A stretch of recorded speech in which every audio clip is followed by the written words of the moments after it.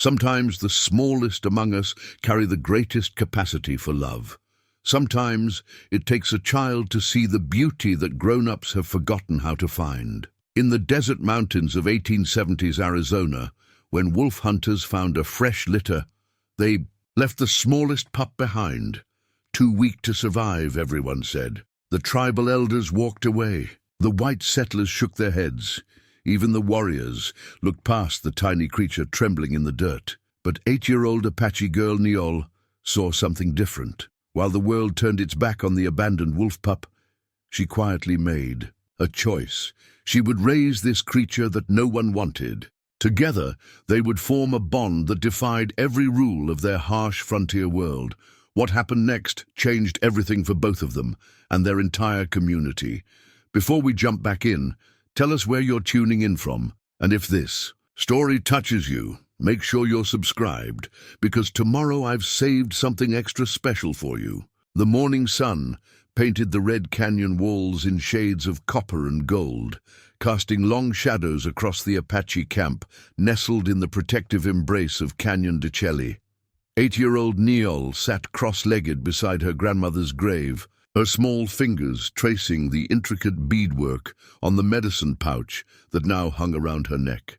The pouch contained sacred items passed down through generations, a piece of turquoise for protection, dried sage for purification, and a small carved bear fetish that her grandmother had pressed into her palm during her final breath. She speaks to the spirits differently than the rest of us.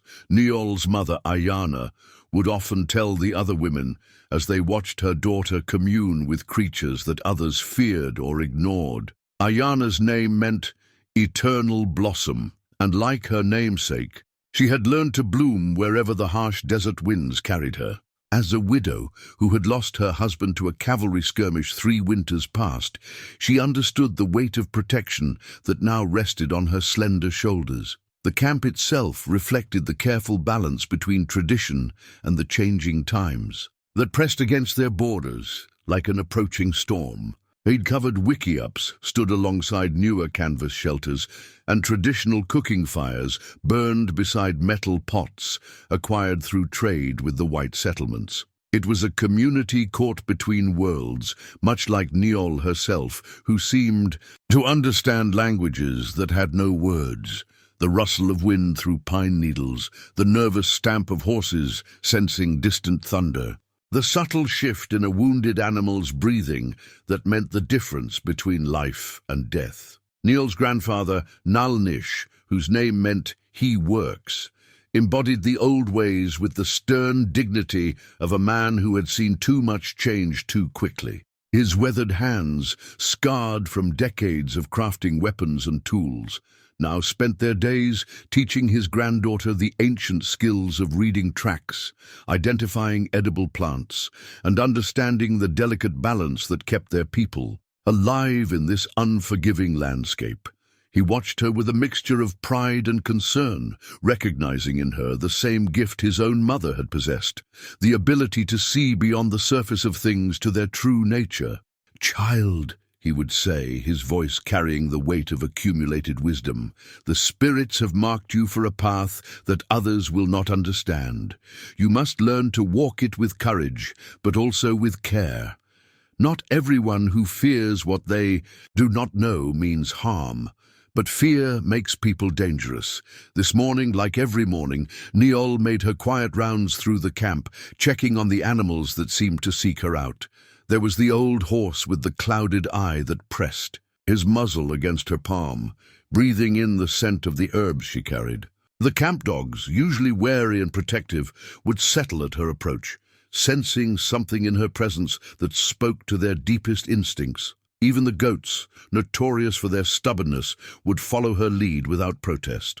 The other children had learned to accept what the adults struggled to understand.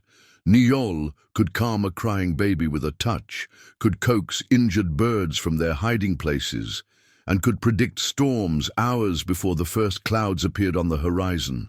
She moved through their world like a bridge between the human and natural realms, translating needs and fears that had no words in either Apache or English. as she made her way toward the cooking fires where the women were preparing the morning meal. Niyol noticed the return of the hunting party that had left 3 days earlier. The men rode with the satisfied weariness of a successful expedition, their horses laden with meat that would feed the camp for weeks. But as they drew closer, she sensed something else in their posture, a tension that spoke of an encounter that had left them unsettled. Her uncle Takoda dismounted near the council fire and began speaking in low, urgent tones to the gathered elders. Niyol crept closer, using the skill her grandfather had taught her for moving unseen and unheard. The words she caught made her stomach tighten with unease. Wolf den, government bounty, den destroyed, too many soldiers in the territory. The hunting party had discovered a wolf den in the high country, and following the territorial government's standing bounty on predators, they had eliminated the pack. It was practical, necessary even. Wolves competed for the same game that fed the Apache families, and the territorial authorities paid good money for proof of dead wolves. But as Takoda continued his report, Niyol learned something that made her heart race with a mixture of excitement and dread.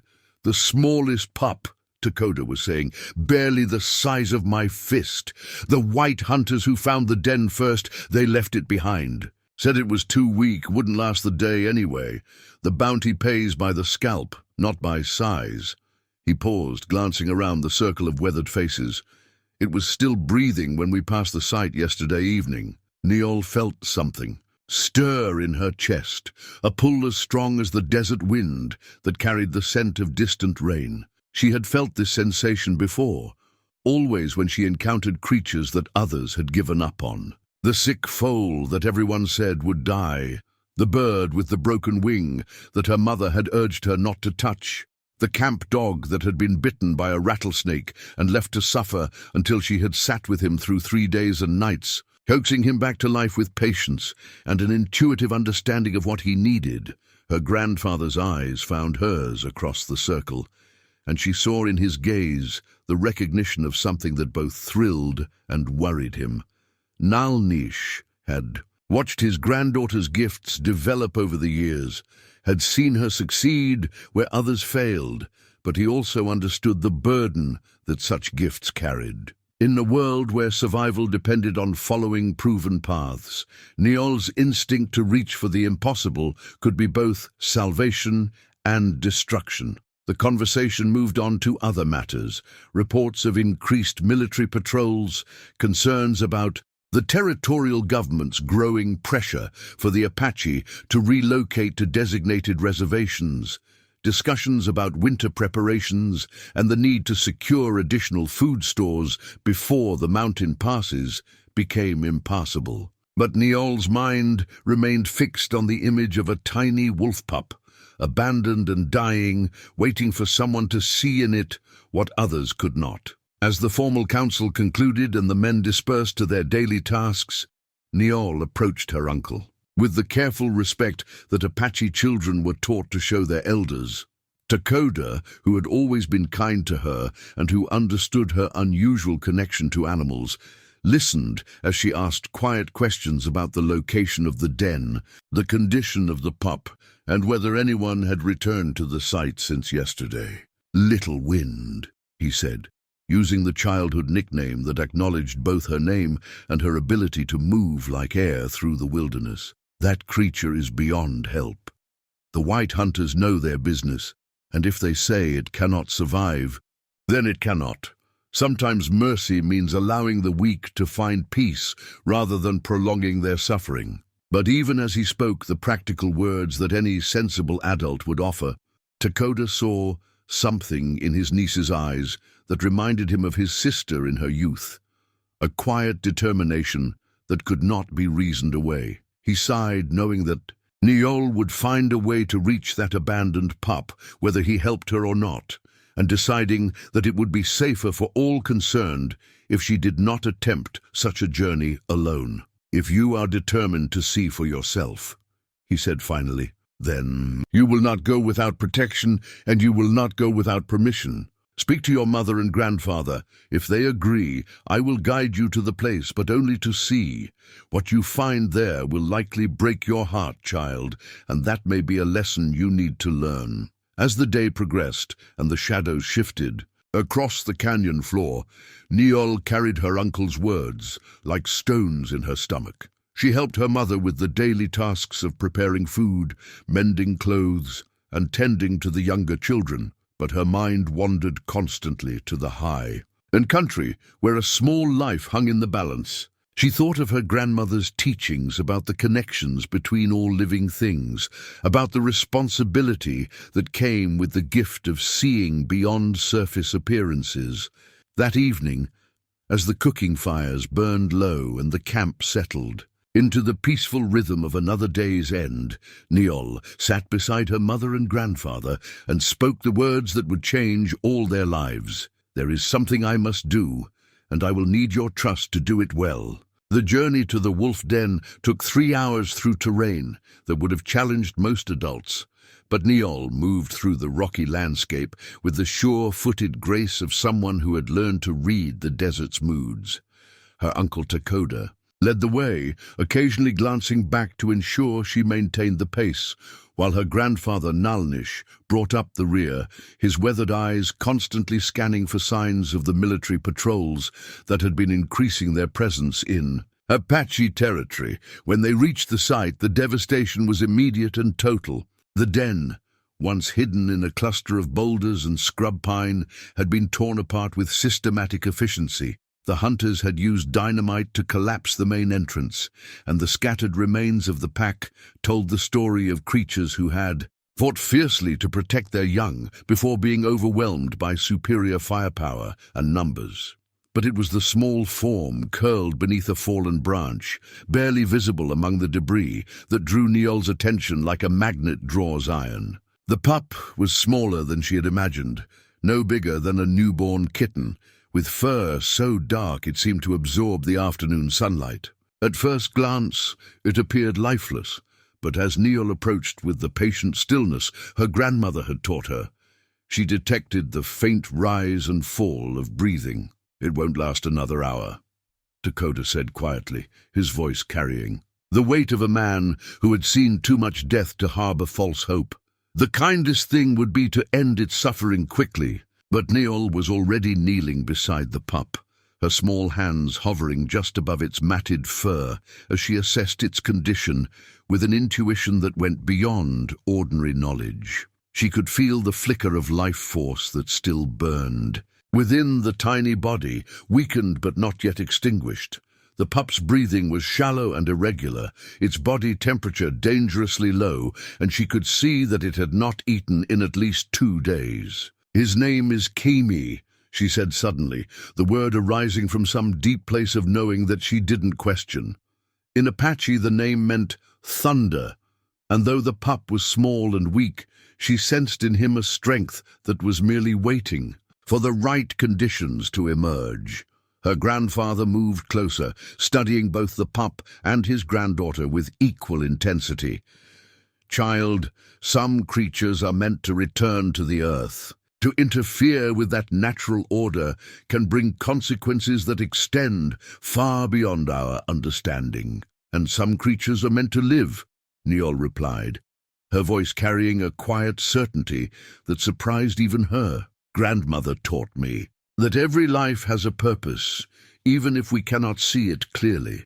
This one is not ready to leave." Without waiting for further discussion, she carefully lifted the pup, wrapping him in the soft doe-skin cloth she had brought for this purpose. Kemi's eyes remained closed, but she felt a subtle shift in his breathing as her warmth began to penetrate his chilled body. The pup's tiny heart beat against her palm like the flutter of a trapped bird, rapid and desperate, but growing slightly stronger with each passing moment. The journey back to camp took twice as long as the trip out, with frequent stops to check on Kemi's condition and to allow Niyol to offer him drops of water from her leather bottle. By the time they reached the familiar paths that led to their canyon home, word of their unusual cargo had somehow preceded them, and a small crowd of curious children and concerned adults had gathered near the camp's entrance. Niyol's mother, Ayana, took one look at the bundle in her daughter's arms and felt her heart sink with the weight of maternal worry.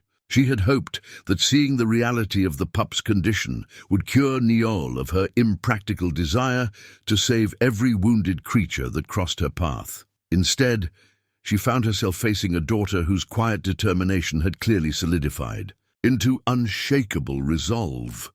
"Niyol," she said, her voice carrying both love and exasperation, "this is not a sick bird or an injured rabbit. This is a wolf, a predator that grows large and dangerous. Even if you could nurse it back to health, which I doubt, what then? It cannot live among us like a dog, and it cannot return to the wild after being raised by humans." But Niyol was already moving toward their family's wickiup, her mind focused entirely on the immediate needs of the creature in her arms. She had prepared a small nest of soft furs near the fire, had gathered goat's milk and honey, and had even woven a tiny collar from braided grass fibers, a symbolic gesture that marked the beginning of domestication and the transformation of a wild thing into something new.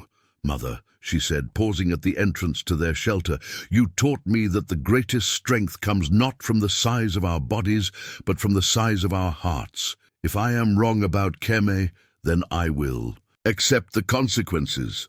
But if I am right, then perhaps we all have something to learn from him."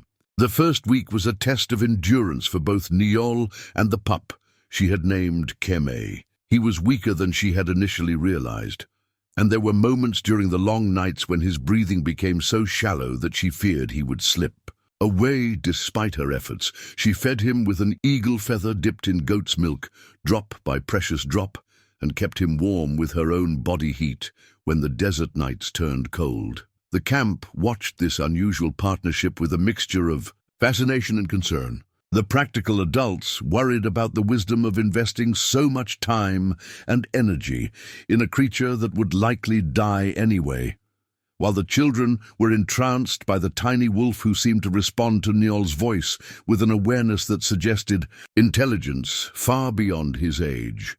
Grandfather Nalnish observed it all with the careful attention of a man who had learned to read the deeper currents that moved beneath surface events. He saw how Keme's eyes began to follow Niyol's movements, even before they fully opened, how the pup's breathing steadied when she spoke to him in the ancient Apache words that she had learned from her grandmother.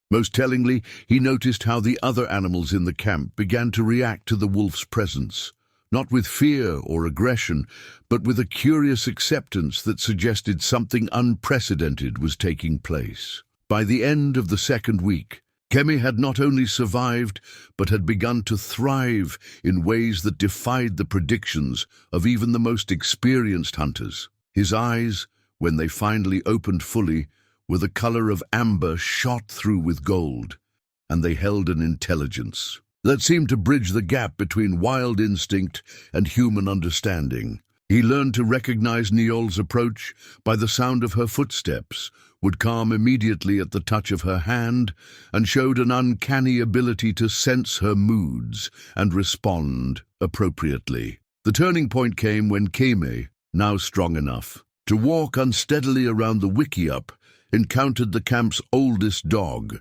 a grizzled warrior named Cochise, who had never backed down from a fight in his 12 years of life. The entire camp held its breath as the two creatures faced each other, expecting the inevitable conflict between domestic and wild. Instead, Keme approached the old dog with the cautious respect of youth, acknowledging age and wisdom, while Cochise sniffed the pup with careful consideration before settling down beside him with a rumbling sound that could only be described as approval. It was a moment that spoke louder than any human argument about the nature of the bond that was forming between the Apache girl and her unlikely companion. That night, as Niyol lay beside the fire with Keme curled against her side, she whispered to him the promise that would shape both their futures.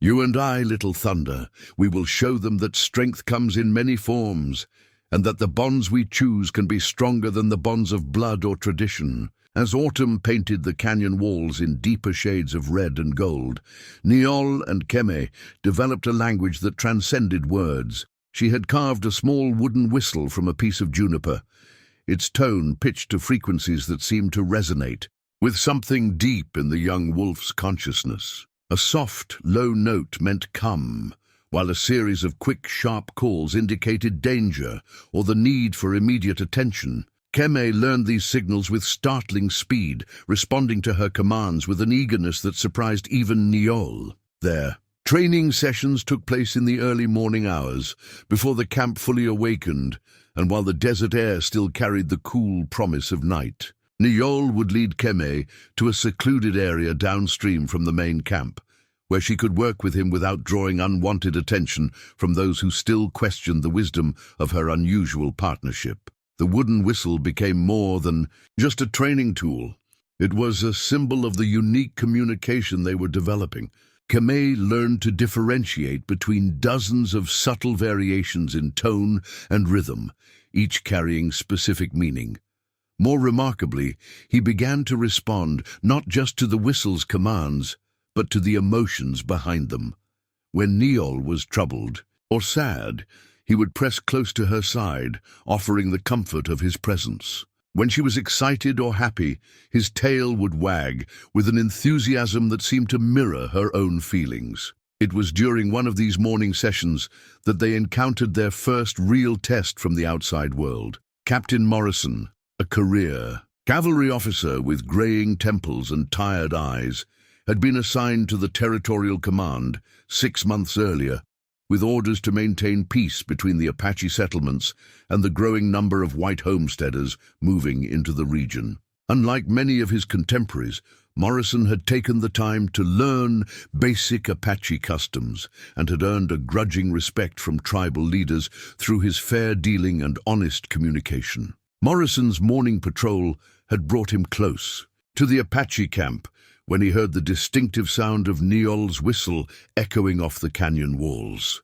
Curious about the source of the unusual tones, he guided his horse toward the sound, expecting to find children at play or perhaps some previously unknown tribal ceremony. What he discovered instead challenged every assumption he had made about the relationship between civilization and the wild. There, in a small clearing beside the stream, he watched an 8-year-old Apache girl directing the movements of a young wolf with the precision of a seasoned animal trainer. The wolf, clearly wild-born but displaying none of the typical wariness of an untamed creature, responded to her signals with an intelligence that seemed almost human in its complexity. Morrison remained hidden behind a screen of brush, watching in fascination as Niyol put Keme through a series of exercises that demonstrated not only the wolf's growing physical coordination, but also his remarkable ability to understand and anticipate her wishes. She would point to specific locations, and Keme would move to them. She would gesture for him to lie down, sit, or even retrieve specific objects, and he would comply with eager precision. But what impressed Morrison most was the obvious affection between the two. This was not the relationship between master and trained animal, but something closer to the bond between siblings or very close friends. They moved together with a synchronization that spoke of deep mutual trust and understanding. When the training session ended and Niyol began to lead Keme back toward the camp, Morrison made a decision that would prove crucial to events yet to unfold. Instead of immediately reporting what he had witnessed to his superiors, he chose to approach the Apache camp directly, seeking to understand this unprecedented situation through dialogue rather than assumption. His arrival caused a stir among the camp members, but Grandfather Nilnish received him with the formal courtesy due to a respectful visitor.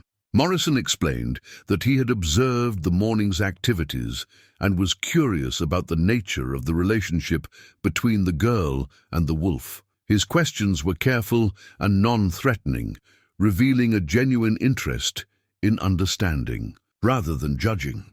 "In my 20 years of military service," Morrison told the assembled elders, "I have seen many attempts to tame wild creatures. Most end in failure, and many result in tragedy for both animal and human. But what I witnessed this morning suggests something different, a partnership based on mutual respect rather than domination. Niyol listened to this exchange from the edge of the circle, Keme sitting calmly beside her with an alertness that suggested he was equally interested in the captain's words. She had been taught to remain silent when adults were speaking of serious matters, but she found herself studying Morrison's face, searching for signs of the hostility or suspicion that she had learned to recognize in other white visitors to their territory. What she saw instead was something unexpected, a man who seemed genuinely curious about what she had accomplished and who spoke of her work with a respect that few adults, even within her own community, had shown. When Morrison's eyes met hers across the circle, she saw in them the same quality she had learned to value in her grandfather's gaze, the wisdom that came from observing carefully before making judgments. The conversation that followed would later be remembered as a turning point in the relationships between the Apache community, the territorial government, and the natural world that both groups were learning to navigate. Morrison spoke of his observations with the precision of a trained military scout, detailing Kem's responses to Niyol's commands and noting the obvious intelligence and emotional connection that characterized their partnership. "There are those in my command," Morrison said carefully, "who believe that all predators must be eliminated to ensure the safety of settlements and livestock. But there are also those who understand that the natural world contains wisdom that we have barely begun to comprehend. What I saw this morning suggests that the gap between wild and domestic, between human and animal, may not be as unbridgeable as we have assumed." His words carried implications that extended far beyond the simple relationship between a girl and her wolf. In a territory where tensions between different ways of life seemed to intensify with each passing month, the example of Niyol and Keme offered a glimpse of possibilities that neither side had previously imagined. As Morrison prepared to leave the camp, he made a request that surprised everyone present. He asked permission to return periodically to observe and document the continuing development of the relationship between Niyol and Keme. His interest, he explained, was both personal and professional. He believed that understanding this unique partnership might provide insights that could benefit both Apache and white communities in their efforts to coexist peacefully in a challenging landscape. Grandfather Nalnish considered the request carefully before giving his consent, but not without conditions. Morrison would be welcome to observe, but only as a respectful guest, not as a representative of territorial authority. He would share his observations only with those who approached the subject with genuine interest in learning rather than exploiting what they discovered. As the captain rode away from the camp, Niyol felt a subtle shift in the atmosphere around her and Keme. For the first time since she had rescued the abandoned pup, she sensed that their story might extend beyond the boundaries of their small community to touch the larger world that surrounded them. Winter's approach brought both challenges and revelations to the relationship between Niyol and Keme. As the young wolf grew stronger and more confident, his protective instincts began to emerge in ways that both amazed and concerned the Apache community. The sacred turquoise stone that Niyol had inherited from her grandmother became the centerpiece of a ceremony that would formally acknowledge the unusual partnership and seek spiritual blessing for the path they were walking together. The ceremony took place on the night of the first snow, when the desert floor was painted white with a dusting that would melt with the morning sun, but which carried the promise of harder weather to come. Elder Ayana, Niyol's mother, had initially resisted the idea of formalizing what she still hoped might prove to be a temporary fascination. But Keme's behavior over the past weeks had begun to change her perspective in ways she had not anticipated. The transformation began subtly. Keme, now approaching the size of a large dog despite his youth, had developed an uncanny ability to sense approaching weather changes hours before they became apparent to human observers. He would grow restless and alert before storms, positioning himself near the family's wickiup in a way that suggested he was preparing to protect those within. When unexpected visitors approached the camp, Keme would inform Niyol of their presence with soft whines and specific body language that she had learned to interpret with remarkable accuracy. But it was his interaction with the camp's children that truly demonstrated the depth of his intelligence and the genuine nature of his domestication. Unlike a wild predator, which would have viewed small humans as either threats or potential prey, Kim seemed to understand that the children were to be protected and guided. When 3-year-old Mato wandered too close to the stream's edge, Kim gently but firmly blocked his path, herding him back towards safer ground with the patience of an experienced sheepdog. The day of the ceremony, Grandfather Nalnish performed the ancient rituals that would place both Niyol and Keme under the protection of the spirits, while acknowledging the responsibilities that came with their unprecedented bond. The sacred turquoise stone, worn smooth by generations of Apache hands, was used to mark both the girl and the wolf with symbols that represented their connection to the natural world and their commitment to using their partnership for the benefit of their community. "Spirit of the wind," Nalnish intoned, his voice carrying across the gathered circle of families, "accept this child who bears your name, and this creature who has chosen to walk beside her.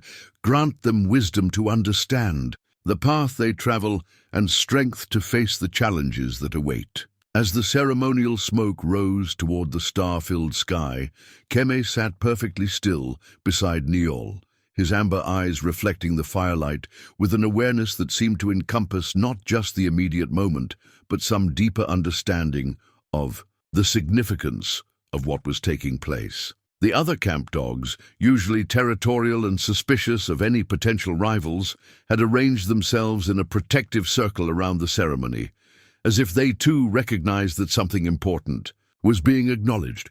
It was during this ceremony that the first signs of external threat made themselves known. Sergeant Blake, a career soldier whose hatred of all things Apache was matched only by his particular loathing of predators, had been tracking increased activity in the region with the methodical patience of a man who believed that problems were best solved through the application of overwhelming force.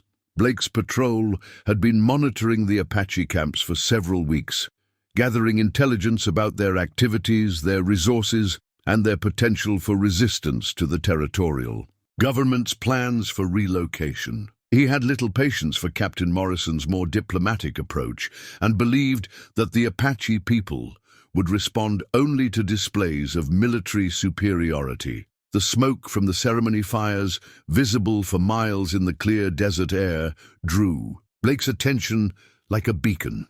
He approached the camp's perimeter with a small contingent of soldiers, intending to observe and potentially disrupt what he assumed was some form of war council or resistance planning.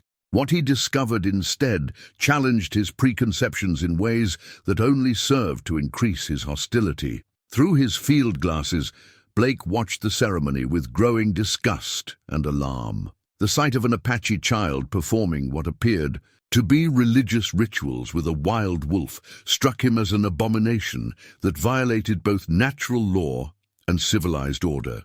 In his narrow worldview, such behavior represented everything that was wrong with allowing savage peoples to maintain their traditional ways instead of forcing them to adopt white customs and values. "Sergeant," whispered Private Collins, a young soldier who had joined the patrol only recently and who was still struggling to understand the complexities of frontier life. "Is that really a wolf sitting with that little girl?" Blake's jaw tightened as he confirmed what his subordinate had observed. "That's exactly what it is, soldier. And it's exactly the kind of dangerous nonsense that happens when we allow these people to continue their heathen practices without proper supervision." The implications of what Blake was witnessing extended far beyond the simple presence of a tamed wolf in an Apache camp To his rigid military mind, the ceremony represented a form of resistance to civilized authority, a deliberate flouting of the natural order that placed white Christian society at the apex of human development. The fact that a child had apparently succeeded in domesticating a creature that the territorial government paid bounties to eliminate struck him as both insulting and potentially dangerous. As the ceremony concluded and the Apache families began to disperse to their sleeping areas, Blake made mental notes that would later form the basis of a report to his superiors. He catalogued the approximate number of fighting-age men in the camp, the condition of their weapons and horses, and the overall level of organization that he observed. But it was the image of Niyol and Keme, silhouetted against the dying firelight, that remained burned into his memory with particular intensity. "Mark this location, Collins," Blake ordered, as he prepared to withdraw his patrol to a safe distance. "We'll be coming back here, and when we do, we're going to put an end to this whole mess once and for all." As Blake's patrol melted back into the darkness, neither they nor the Apache camp were aware that Captain Morrison had also been observing the ceremony from a different vantage point. Morrison's presence was part of his ongoing documentation of the relationship between Niyol and Keme, but it also reflected his growing concern about the potential for conflict between his military superiors and the Apache communities under his supervision. From his concealed position, Morrison had witnessed not only the ceremony, but also Blake's reconnaissance of the camp. The implications troubled him deeply as he recognized in Blake's posture and movements the signs of a man preparing for action rather than merely gathering information. The discovery of the Army Surveyor's map changed everything.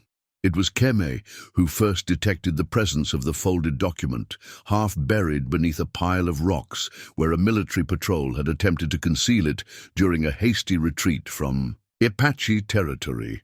His superior senses had caught the scent of leather and ink, foreign materials that didn't belong in the wilderness landscape, and his alert behavior had drawn Niyol's attention to the hiding place. As she carefully unfolded the water-stained parchment, Niyol felt her stomach tighten with a mixture of excitement and dread. The map was covered with precise military notations, showing planned routes for what the legend identified as Indian Relocation Phase 2. Red lines marked the intended paths that would force Apache families from their traditional homelands to distant reservations where they would be easier to monitor and control. More disturbing were the detailed notes that accompanied the mapped routes. The military planners had calculated travel times, estimated resistance points, and identified locations where hostile elements might attempt to make defensive stands. One notation near their own canyon home read simply, "Wolf Pack Activity. Eliminate." Before relocation, Niyol understood enough English from her interactions with Captain Morrison to grasp the essential meaning of what she had discovered. The territorial government wasn't simply pressuring Apache communities to relocate voluntarily. They were planning a systematic forced removal that would strip her people of everything that connected them to their ancestral lands. She also understood that the reference to wolfpack activity wasn't about natural predators, but about the growing legend of her partnership with Keme.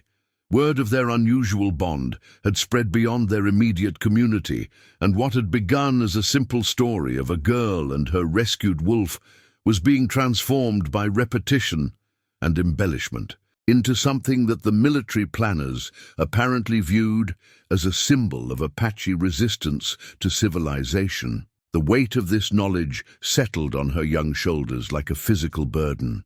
At 8 years old, she found herself holding information that could determine the fate of her entire community. The responsible thing would be to bring the map immediately to Grandfather Nalnish and the tribal council. But something deeper than caution held her back. She had become more than just a girl with an unusual pet. She had become a bridge between worlds. Someone who could move through the wilderness with Keme's superior senses guiding her, gathering intelligence that no human scout could obtain alone. The map was proof of her unique value to her people, but it was also evidence of the danger that her very existence represented to those who wanted the Apache to disappear quietly into government reservations.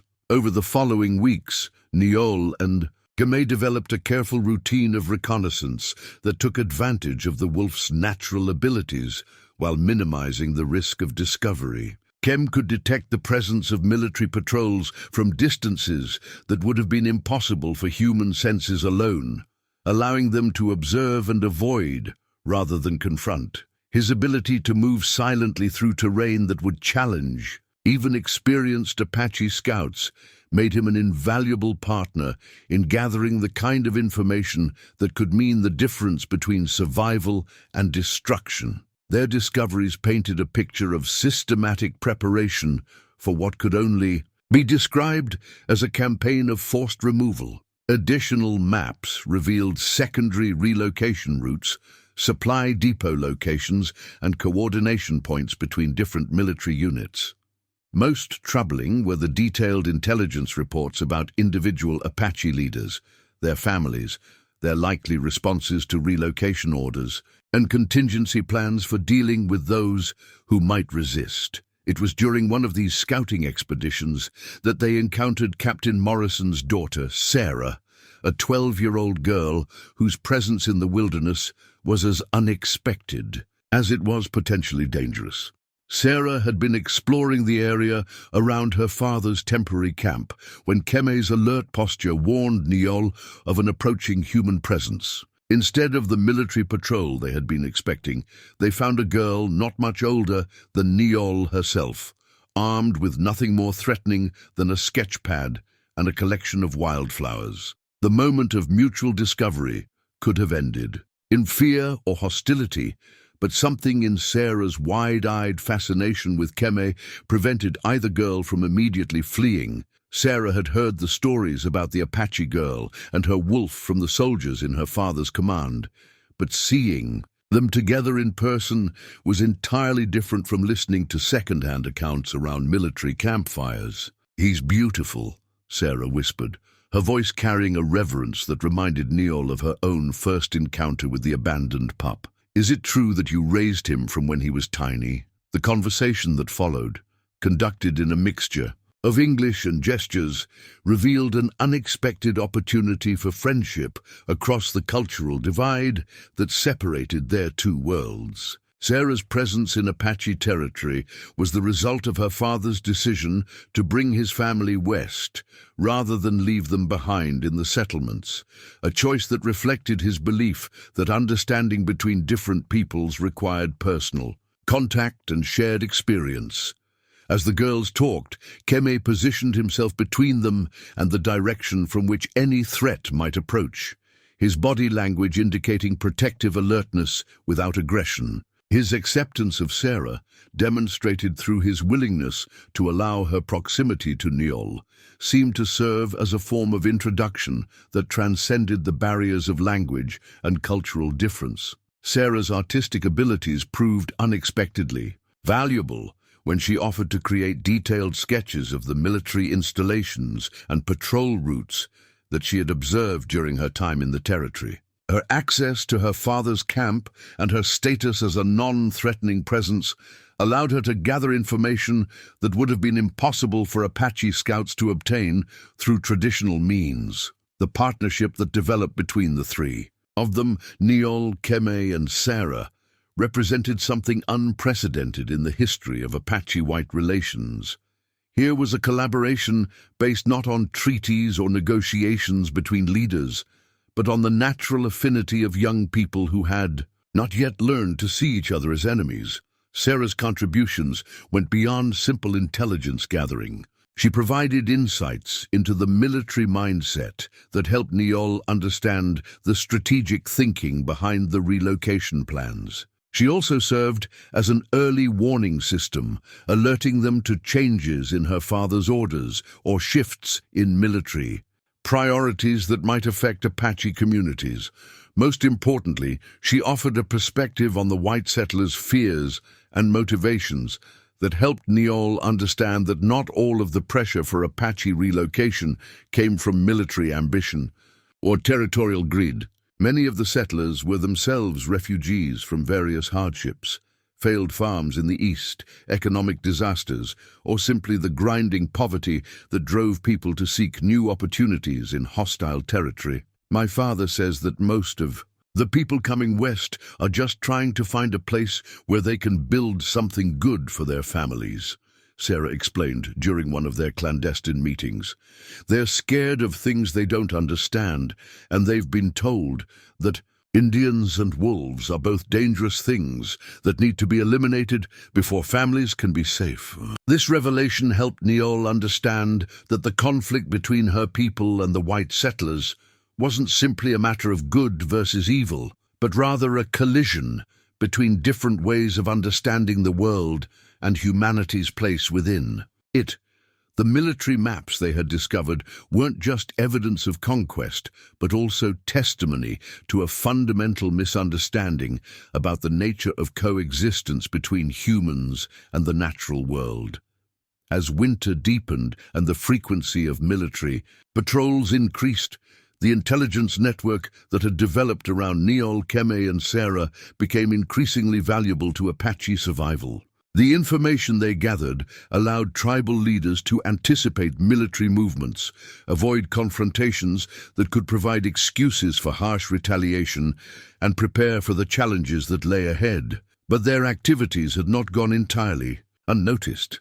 Sergeant Blake's growing obsession with what he termed the wolf problem had led him to expand his surveillance of Apache territory, and his methodical approach to gathering intelligence was beginning to reveal patterns of movement and activity that suggested organized resistance to military authority. The broken steel trap lay twisted among the rocks, like a metallic predator with its jaws frozen open in a silent scream. It was the fourth such device that Niyol and Keme had discovered in the past week, each one positioned along traditional Apache hunting trails with the calculated precision of someone who understood both the landscape and the movement patterns of the people who lived within it. Sergeant Blake's campaign of trap setting represented a new level of systematic hostility that went beyond simple military pressure towards something approaching warfare against the Apache way of life itself. The traps were designed not just to capture or kill wolves, but to terrorize a community that depended on free movement through their ancestral territory for everything from hunting to gathering medicinal plants. Kem's ability to detect the scent of steel and the mechanical oils used to maintain the traps had proved invaluable in protecting both Apache families and the wildlife they depended upon. His superior senses could identify the foreign presence of the devices from distances that allowed Niyol to approach safely and disarm them using techniques her grandfather had taught her for dealing with various types of snares and deadfalls. But the work was dangerous, requiring both physical dexterity and an understanding of mechanical principles that pushed the limits of what an 8-year-old could be expected to master. Each trap was a puzzle of springs, levers, and pressure plates that had to be approached with the respect due to any deadly weapon. One mistake, one moment of inattention, and the powerful jaws could snap shut with enough force to shatter bone. The psychological impact of the trap campaign extended far beyond its immediate physical threat. Blake had calculated correctly that the mere knowledge of hidden dangers along familiar paths would force the Apache to restrict their movements, effectively creating an invisible prison that would make eventual relocation seem like liberation, rather than punishment. Children who had once roamed freely through the canyon systems now stayed close to the main camp areas. Hunting parties moved with new caution, constantly scanning the ground for signs of disturbance that might indicate concealed threats. The elderly and infirm, who had traditionally been cared for through community-wide sharing of resources gathered from across their territory, found themselves increasingly dependent on whatever could be obtained from the immediate vicinity of their settlements. It was during one of their trap-clearing expeditions that Niyol and Kame encountered Captain Morrison in a context that revealed the growing divisions within the military command structure itself. Morrison had been conducting his own investigation of the trap placements, trying to understand the strategic thinking behind Blake's unauthorized escalation of hostilities against Apache civilians. "This isn't military strategy," Morrison told Niyol when they met at the site of a particularly cleverly concealed trap that Keme had detected near a sacred spring. "This is terrorism, plain and simple. Blake is trying to provoke a violent response that would justify the kind of harsh measures that Washington has been reluctant to authorize." The captain's presence in the field, armed with surveying equipment and detailed maps, revealed his own efforts to document the extent of Blake's trap campaign. His intention was to compile evidence that could be used to challenge the sergeant's methods through official military channels, but his investigation had also led him to a deeper understanding of the intelligence network that had developed around Niyol and her unusual companion. "You've been gathering information about our operations," Morrison said, his tone carrying neither accusation nor anger, but rather a professional soldier's recognition of effective reconnaissance. "Some of my patrol routes have been anticipated, with an accuracy that suggests excellent intelligence capabilities." Niyol studied the captain's face carefully, searching for signs of the hostility she had learned to expect from military personnel. What she found instead was the same thoughtful curiosity that had characterized their first meeting, along with something that might have been respect for the effectiveness of her methods. "Sarah speaks of you often," Morrison continued, revealing his awareness of his daughter's involvement in their activities. "She believes that your partnership with Keme represents something important, something that could change how people think about the relationships between different species, different cultures, different ways of understanding the world." The conversation that followed marked a turning point in the relationship between the Apache community and at least one representative of military authority. Morrison's proposal was both simple and revolutionary. Instead of working at cross purposes, they should coordinate their efforts to document and counter Blake's unauthorized activities while gathering evidence that could be used to support a different approach to Apache-white relations. Morrison's military training and resources, combined with Niyol's intimate knowledge of the territory and Kame's superior senses, created an intelligence-gathering capability that far exceeded what any single party could achieve alone. The captain's access to military communications allowed him to predict Blake's movements, while Niyol's ability to move undetected through areas that would be dangerous for white personnel provided ground truth verification of information obtained through other channels, but their collaboration carried risks for all parties involved. Morrison was effectively conducting unauthorized operations that could be interpreted as treasonous by his superiors if discovered. Niyol was expanding her activities beyond the protection of her tribal community into areas where capture would mean not just personal danger, but potential catastrophe for Apache military relations. The breakthrough came when Kame's exceptional tracking abilities led them to Blake's primary supply cache, a carefully concealed depot where the sergeant stored additional traps, surveillance equipment, and detailed intelligence files on Apache leaders and their families. The discovery revealed the true scope of Blake's operations. This was not simply harassment, but preparation for systematic elimination of Apache resistance to relocation. Among the files, they found disturbing evidence of Blake's growing obsession with what he termed the wolf cult that had developed around Niyol and Keme. His reports characterized their partnership as a form of dangerous mysticism that inspired Apache resistance to civilized authority and represented a threat that required elimination, regardless of the methods needed to achieve that goal. "He's planning something major," Morrison concluded after reviewing the documents they had copied from Blake's cache. These aren't the preparations of someone planning to wait for official authorization.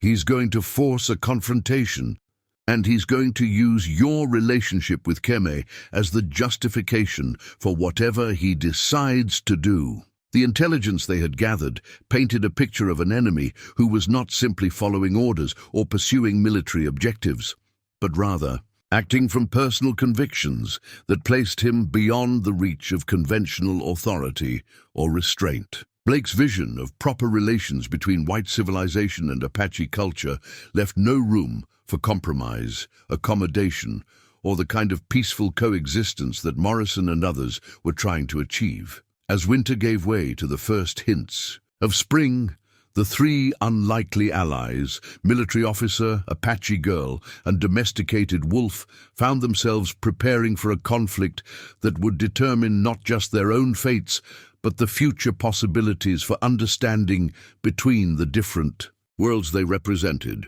The leather-bound journal that Captain Morrison had been keeping for the past 6 months contained detailed observations that would have astounded even the most learned naturalists of the era. Page after page documented the developing relationship between Niyol and Keme with the precision of a trained scientist and the wonder of someone witnessing something unprecedented in human history. Morrison had begun the journal as a simple military intelligence report, intending to document what he initially assumed was an interesting but ultimately temporary curiosity.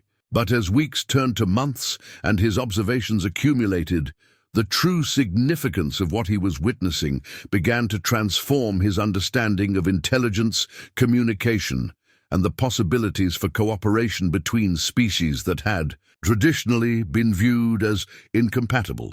The journal entries revealed a progression that challenged fundamental assumptions about the nature of domestication and the barriers between wild and civilized behavior.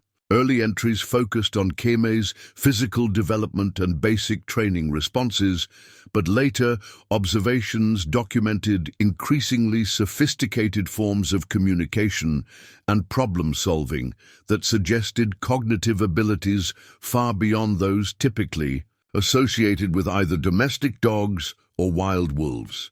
Day 127, one entry read, observed subject wolf anticipating commands before verbal or visual signals were given.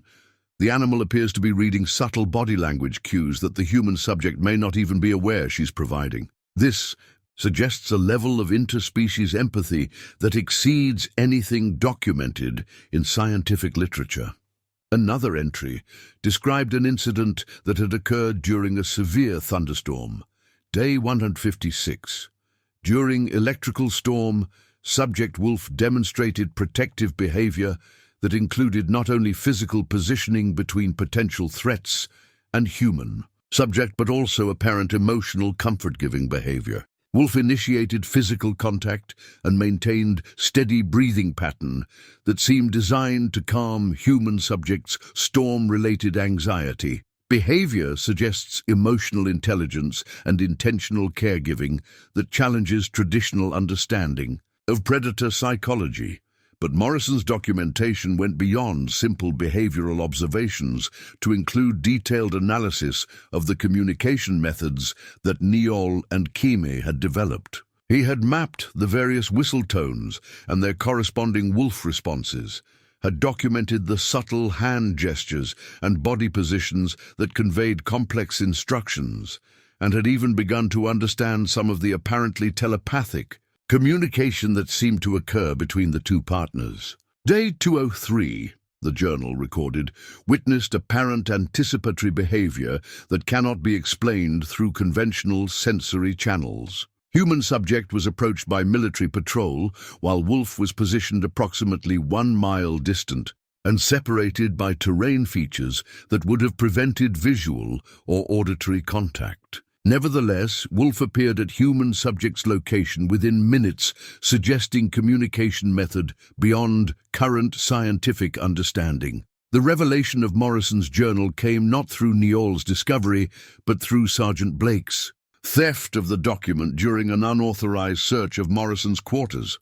Blake's growing paranoia about Morrison's sympathies toward Apache resistance had led him to conduct surveillance of his superior officer, and the journal's contents provided him with exactly the evidence he needed to justify the extreme measures. He had been planning. Blake's confrontation with Morrison took place in the captain's field office, a canvas-walled structure that provided little privacy for a conversation that would determine the fate of everyone involved in the unfolding drama. Blake had brought two loyal subordinates as witnesses, men whose unquestioning acceptance of military authority made them perfect tools for someone who believed that harsh measures were justified by circumstances. "Captain," Blake began, his voice carrying the formal tone of an officer presenting evidence of misconduct, "I have here documentation of activities that appear to constitute collaboration with hostile elements and the gathering of intelligence that could be used against United States military operations."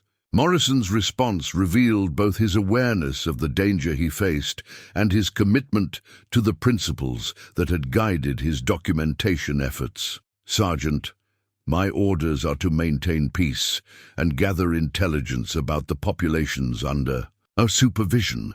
Everything I have done falls within the scope of those orders, including detailed documentation of Apache intelligence capabilities," Blake countered, opening the journal to pages that described Niyol and Keme's reconnaissance activities, including evidence that you have been providing advance warning of military operations to persons who are using that information to avoid contact with United States forces. The accusations that followed painted Morrison's scientific curiosity and diplomatic instincts as treasonous collaboration with enemy forces. Blake's interpretation of the journal entries transformed careful observations of interspecies communication into evidence of a conspiracy that threatened military security and civilian safety. But Blake's ultimate objective went beyond simply discrediting Morrison or even securing authorization for harsh measures against Apache communities.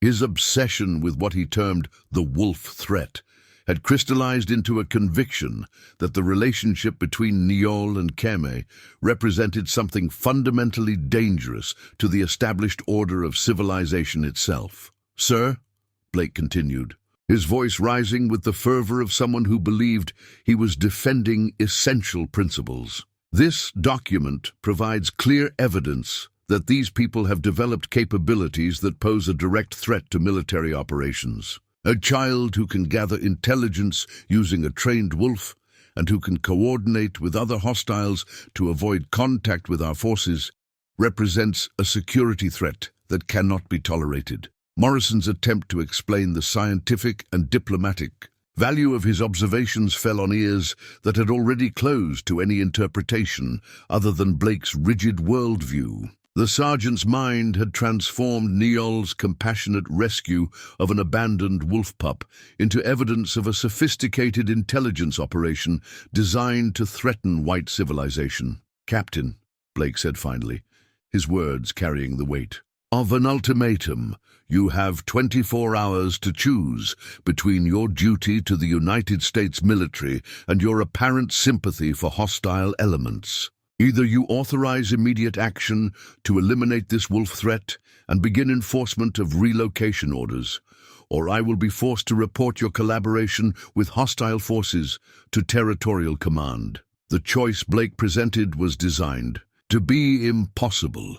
Authorization of military action against an 8-year-old girl and her wolf companion would violate every principle that Morrison held sacred, but refusal to cooperate would result in his arrest and the implementation of Blake's methods without any moderating influence. As the confrontation ended and Blake departed with his witnesses, Morrison faced the realization that his careful documentation had been transformed into a weapon that would be used against the very people he had hoped to protect. The journal that had been intended to demonstrate the possibilities for peaceful coexistence had become evidence that would justify the elimination of those possibilities. But Morrison's military training had taught him to think strategically, even in desperate circumstances.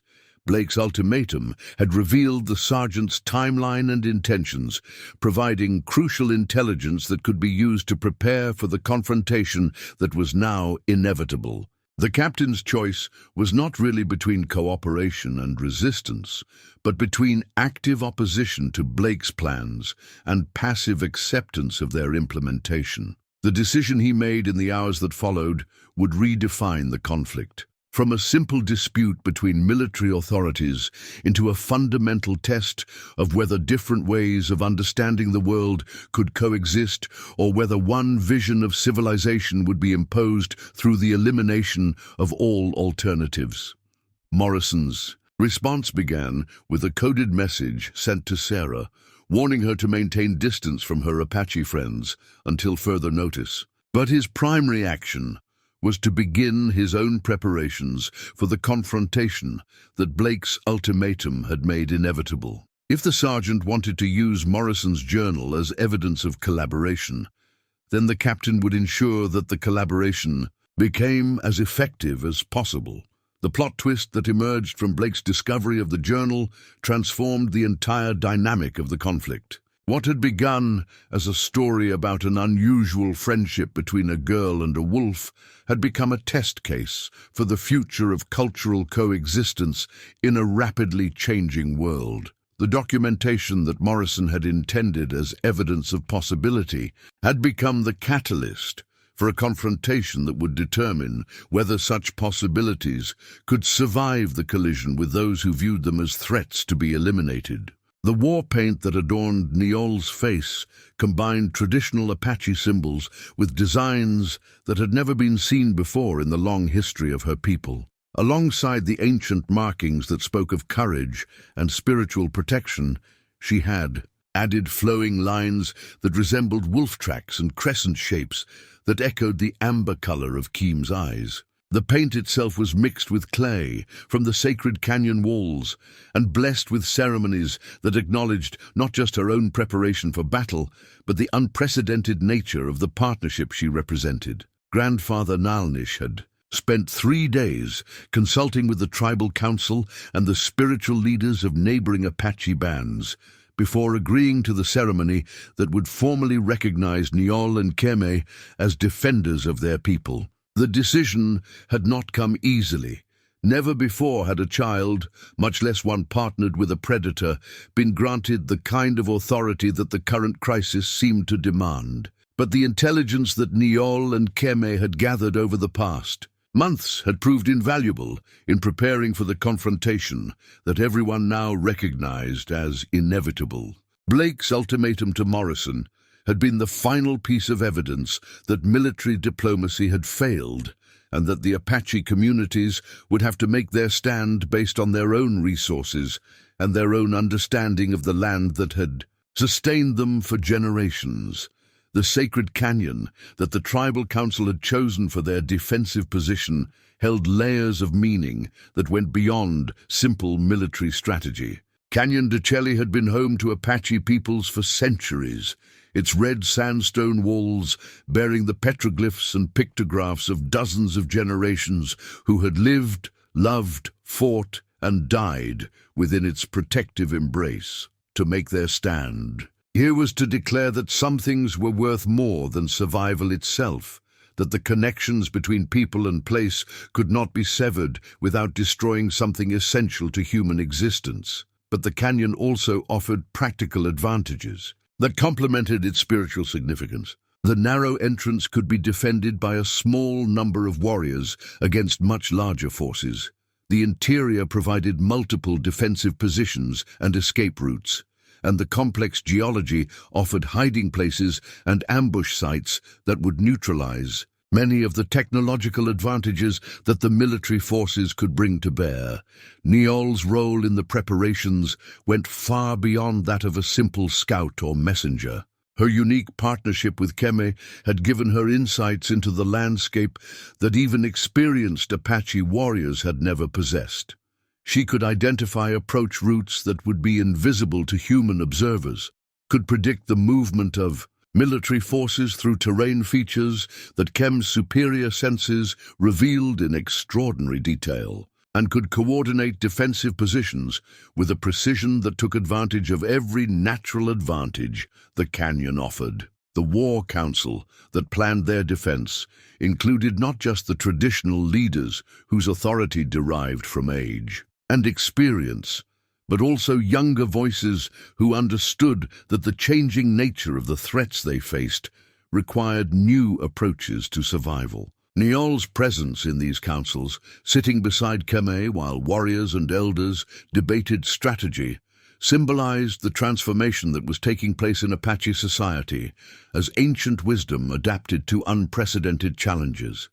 Captain Morrison's secret communications with the tribal leaders revealed the scope of the military force that Blake was assembling for what he termed final resolution of the Apache problem. The sergeant had used his authority and Morrison's supposed collaboration as justification for requesting additional troops, specialized equipment, and authorization for tactics that went far beyond the normal scope of peacekeeping operations. Sarah, Morrison's dangerous mission to steal military communication equipment had provided crucial intelligence about Blake's timeline and tactical plans. Her theft of portable telegraph equipment from her father's command post represented an act of rebellion that placed her in as much danger as any Apache warrior, but her access to military installations made her uniquely valuable in gathering the kind of detailed information that could mean the difference between successful defense and catastrophic defeat. The equipment Sarah provided allowed the Apache defenders to monitor military communications in real time, giving them advance warning of troop movements, supply convoys, and changes in Blake's strategic thinking. But more importantly, it provided Morrison with a way to coordinate his own efforts to moderate the conflict from within the military command structure. Morrison's position had become impossible in every conventional sense. Blake's accusations of collaboration had placed him under surveillance that prevented him from openly opposing the sergeant's plans, but his knowledge of military tactics and his commitment to preventing unnecessary bloodshed made passive cooperation equally impossible. His solution was to begin documenting everything, every order, every communication, every decision that contributed to the escalating conflict, with the intention of creating a record that could be used to hold those responsible accountable for their actions. But Morrison's most important contribution to the preparation for conflict was his detailed analysis of Blake's psychological state and tactical thinking. The captain's military training allowed him to predict how the sergeant would approach the confrontation, what mistakes his obsession might lead him to make, and where his rigid adherence to military doctrine might create opportunities for successful resistance. Blake sees this as a war between civilization and savagery, Morrison explained to the combined council through Sarah's relay of his observations. He believes that any compromise with Apache resistance, any acknowledgement of the validity of your way of life, represents a defeat for everything he considers important. That makes him predictable in some ways, but also extremely dangerous because he will not accept any outcome that allows you to remain in your traditional territory. The preparation of individual warriors reflected the same combination of ancient wisdom and contemporary adaptation that characterized the overall defensive strategy. Traditional weapons were cleaned and sharpened, but they were supplemented by modern firearms acquired through trade or capture. Ancient war songs were sung to invoke spiritual protection, but they were followed by tactical briefings that incorporated intelligence about military communications and supply lines. Niyol's own preparation required ceremonies that had no precedent in Apache tradition. The spiritual leaders struggled to create rituals that would properly acknowledge her unique role while maintaining connection to the ancestral practices that gave their resistance its deeper meaning. The solution they developed combined traditional, coming-of-age ceremonies with innovations that recognized both her unusual partnership and her premature assumption of adult responsibilities. Keme's preparation was equally unprecedented.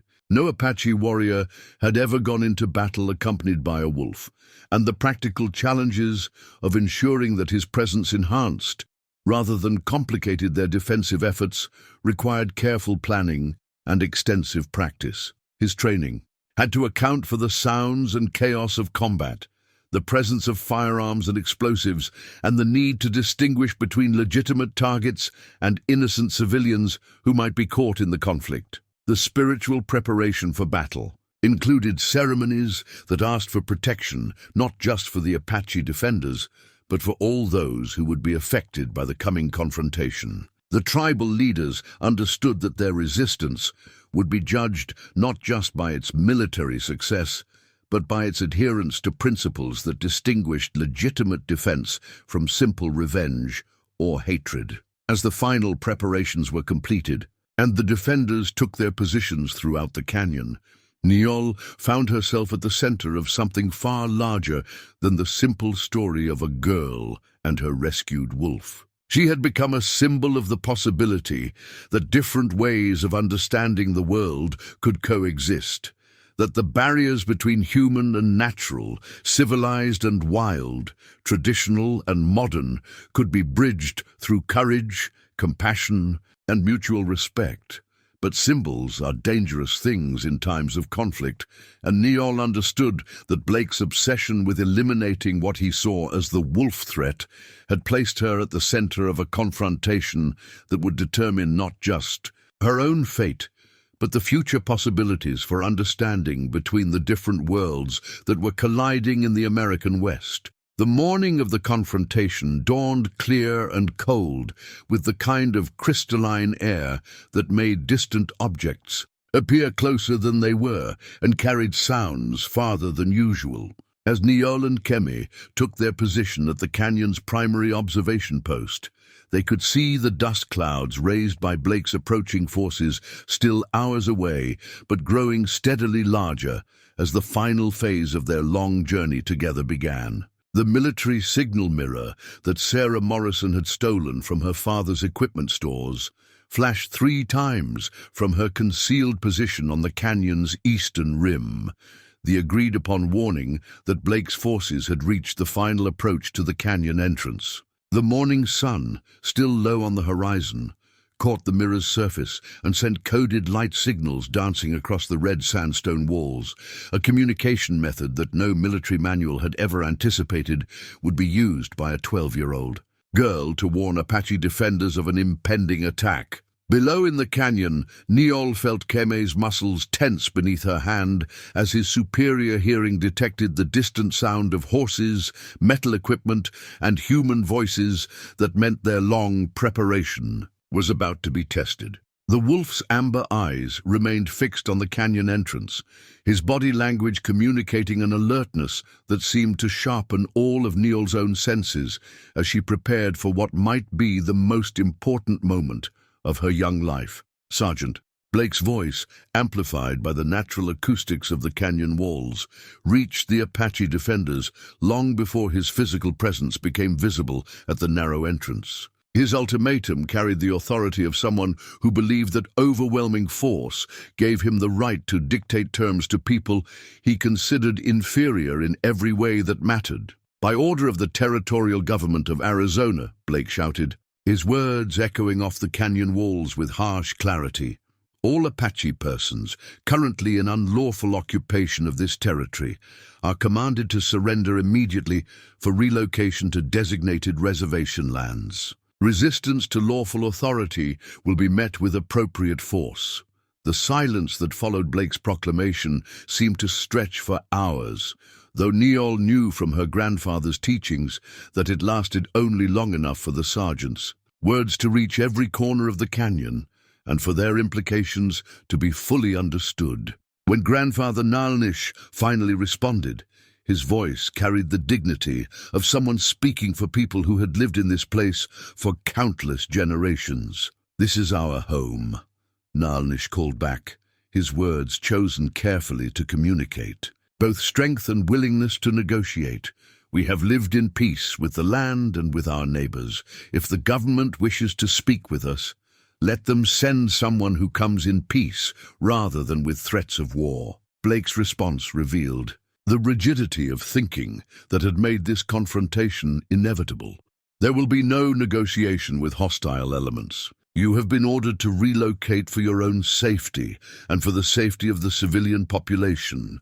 Failure to comply will be interpreted as an act of war against the United States. It was then that Blake revealed the true focus of his obsession and the specific target that had driven his escalation of what might otherwise have remained a manageable disagreement about territory and sovereignty. Furthermore, he continued, his voice rising with the fervor of someone who believed he was defending civilization itself, the wolf that has been illegally harbored in violation of territorial bounty laws must be surrendered immediately for destruction. This dangerous predator represents a threat to public safety that cannot be tolerated. The demand for Keme's surrender transformed the confrontation from a political dispute into something far more personal and immediate. For Blake, the wolf represented everything that was wrong with allowing primitive peoples to maintain their traditional relationships with the natural world. For Niyol, surrendering Keme would mean betraying not only her companion, but everything that their partnership had come to represent about the possibilities for understanding between different forms of life. Captain Morrison's attempt to moderate. The confrontation came from his position within Blake's military formation, where his presence served as both witness and potential voice of reason, if the situation could somehow be de-escalated before violence became inevitable. "Sergeant!" Morrison called out, his voice carrying enough authority to demand attention, even from someone who had already dismissed his superior's legitimacy. "These people have shown no hostile intent. Military regulations require that we attempt peaceful resolution before resorting to force." Blake's response to Morrison's intervention revealed the complete breakdown of military discipline that his obsession had created. "Captain, you have already demonstrated your sympathy for hostile elements through your unauthorized collaboration with enemy forces. Your input is no longer required or desired in this operation." The public dismissal of Morrison's authority by his subordinate marked the point at which military protocol and legal authority ceased to govern the situation. Blake had effectively declared himself the sole arbiter of what would happen next, placing himself beyond the reach of conventional military restraint and revealing the personal nature of his war against what he perceived as threats to civilized order. From her position within the canyon's defensive network, Niyol made the decision that would define not only her own fate, but the meaning of everything that had led to this moment. Standing slowly so that her small figure became visible to the military forces gathered at the canyon entrance, she stepped forward with Keme at her side, her voice carrying clearly across the distance that separated the two sides. "I am Niyol," she called out, her words spoken in English so that every soldier present could understand their meaning. "This is Keme. We have hurt no one, threatened no one, taken nothing that was not freely given. If you must have a war, let it be with me, not with my people." The sight of an 8-year-old Apache girl standing beside a full-grown wolf, both painted with the symbols that marked them as spiritual as well as physical defenders of their people, created a moment of stunned silence that revealed the fundamental absurdity of Blake's position. Here was the dangerous threat that had justified the mobilization of military force, a child and her companion who stood together with the quiet courage of those who had chosen to defend something greater than their own survival. Blake's order to his soldiers revealed both his desperation and his determination to see his obsession through to its conclusion, regardless of the consequences. "Prepare to advance," he commanded, his voice carrying the harsh authority of someone who had convinced himself that any hesitation would represent a victory for forces that threatened everything he held sacred. "The wolf dies first, then we proceed with relocation operations. But something had changed in the dynamics of the confrontation, with Niyol's courageous stand and Blake's public revelation of his true priorities. Morrison's documentation of the developing situation, his coded communications with Sarah, and his careful positioning of loyal soldiers within Blake's formation had created the possibility for intervention that could prevent the kind of massacre that the sergeant's rigid thinking made inevitable. As Blake raised his hand to signal the advance that would begin the final phase of the confrontation, Morrison made his own choice about which principles would govern his actions in the crisis that his documentation had helped to create. The howl that rose from Keme's throat was unlike any sound that had ever echoed through Canyon de Chelly. It carried notes of wild heritage and domesticated loyalty, of ancient pack bonds and newly formed human partnerships, creating a voice that seemed to bridge worlds that had never spoken to each other before. But more than the sound itself, it was the response that Keme's call generated that transformed the entire nature of the confrontation. From the high ridges surrounding the canyon, answering howls began to drift down like falling snow. First one voice, then three, then a chorus that seemed to emerge from every hidden crevice and shadowed overhang where wild wolves had been watching the strange proceedings below. The pack that Keme had been born to, the family that had scattered when their den was destroyed, had been drawn back together by the sound of their lost brother calling for help. The sight of wild wolves appearing along the canyon rims created a moment of primal terror among Blake's soldiers that no amount of military training had prepared them to handle.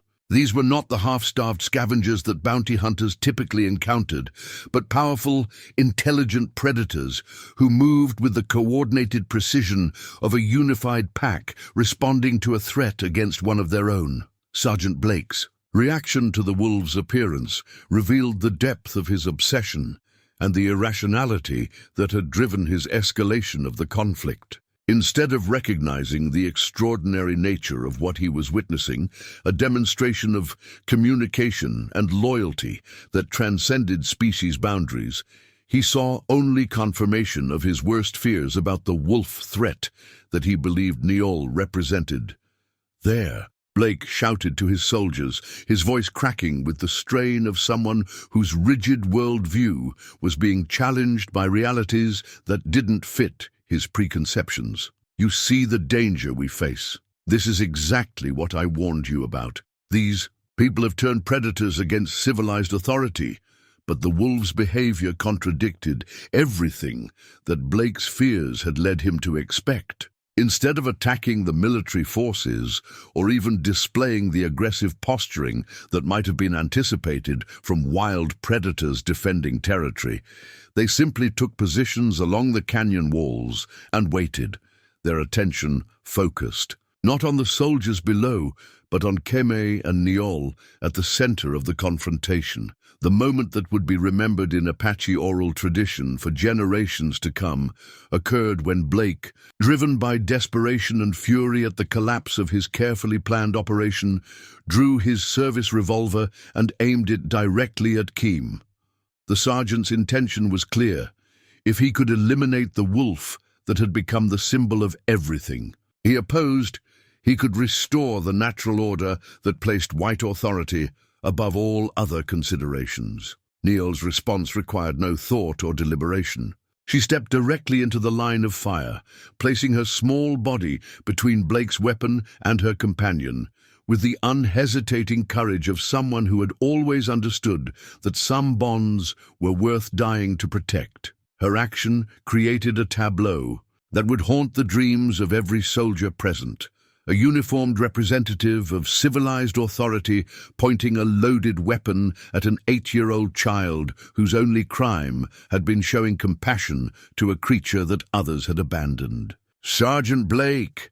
Captain Morrison's voice cracked like a whip across the canyon, carrying the full authority of 20 years of military command and the moral weight of someone who had finally chosen which side of the conflict represented the principles he had sworn to defend. "Stand down immediately. That is a direct order from your commanding officer." But Blake's response revealed that he had moved beyond the reach of conventional military authority into a realm where his personal obsessions had become more important than chain of command, military regulations, or even basic human decency. "Captain," he replied without lowering his weapon or shifting his aim away from the child who stood protectively in front of her wolf companion. "You have already demonstrated your unfitness for command through your collaboration with hostile elements. I am acting under emergency authority to protect American citizens from a clear and present danger." The standoff that followed lasted only seconds in real time, but seemed to stretch across hours as every person present recognized that they were witnessing a moment that would define the moral character of everyone involved. Morrison's hand moved toward his own weapon, not to threaten his subordinate, but to fulfill his responsibility to protect civilians from military personnel who had abandoned their duty to serve and protect. The resolution came not through violence, but through the intervention of the soldiers who had been watching Blake's deteriorating mental state with growing alarm. Corporal Williams, a career soldier whose respect for military discipline had been shaken by his sergeant's increasingly erratic behavior, made the decision that prevented tragedy and restored legitimate authority to the situation. "Sir," Williams said quietly but firmly, addressing Morrison while moving to position himself between Blake and his intended targets, "the men are ready to follow proper orders from the proper commanding officer." 6 months after the confrontation at Canyon de Chelly, the treaty document that Captain Morrison presented to the territorial governor bore an unusual addition to the standard signatures of military officials and tribal leaders.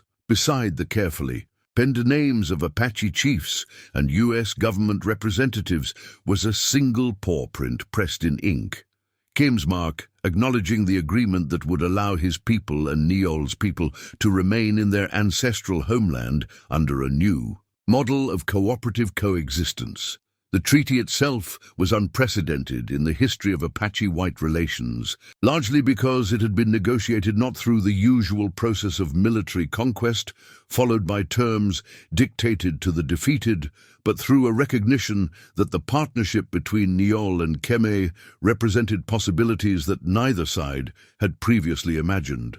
Morrison's detailed documentation of their relationship, originally intended as simple military intelligence, had become the foundation for a new understanding of what peaceful coexistence might look like in practice. The ceremony that marked the treaty's signing took place in the same canyon where Blake's forces had attempted to impose their vision of proper relations between civilized authority and Apache resistance. But instead of the armed confrontation that the sergeant had envisioned, the gathering resembled something closer to a celebration of mutual discovery and shared commitment to principles that transcended cultural boundaries. Niyol, now 9 years old and widely recognized as the youngest diplomat in territorial history, sat beside Morrison as he explained the treaty's provisions to assembled Apache families and visiting government officials. Kim, fully grown and magnificent in his prime, rested calmly at her feet, his presence serving as a living reminder of the extraordinary circumstances that had made this agreement possible. "This treaty acknowledges," Morrison read from the official document, "that the Apache people of Canyon de Chelly have demonstrated a unique understanding of land stewardship and wildlife management that provides valuable models for territorial development policies. In recognition of this expertise, the United States government grants permanent settlement rights to Apache families in their traditional territory, with the understanding that their knowledge and cooperation will be available to assist other communities in developing sustainable relationships with the natural environment." The language was formal and diplomatic, but its practical implications represented a complete reversal of the forced relocation policies that had seemed inevitable just months earlier. Instead of being removed to distant reservations, the Apache communities would remain in their homeland as partners in developing new approaches to the challenges of Western settlement. Sarah Morrison, now 13 and recognized by both Apache and white communities as a bridge builder in her own right, had documented the changes that had occurred in the months following her father's intervention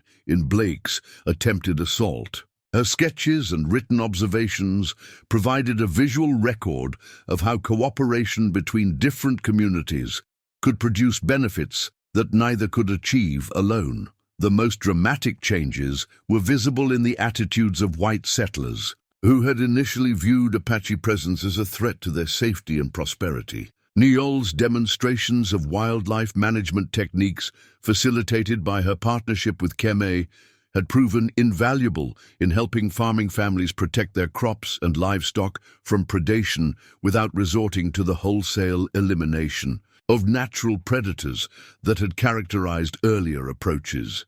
Keme's integration into the broader community had become a source of wonder and inspiration that extended far beyond his original role as Niyol's companion. Children from both Apache and white families had learned to approach him with respect and affection, discovering that the boundaries between wild and domestic, dangerous and safe, were far more fluid than their parents had taught them to believe. The wolf's presence at community gatherings, his calm acceptance of attention from people of all ages and backgrounds, and his obvious intelligence and emotional sophistication had forced even the most skeptical observers to reconsider their assumptions about the nature of predators and the possibilities for peaceful coexistence between humans and wildlife. Grandfather Nalnish, whose initial concerns about Niyol's unusual partnership had given way to pride in her accomplishments,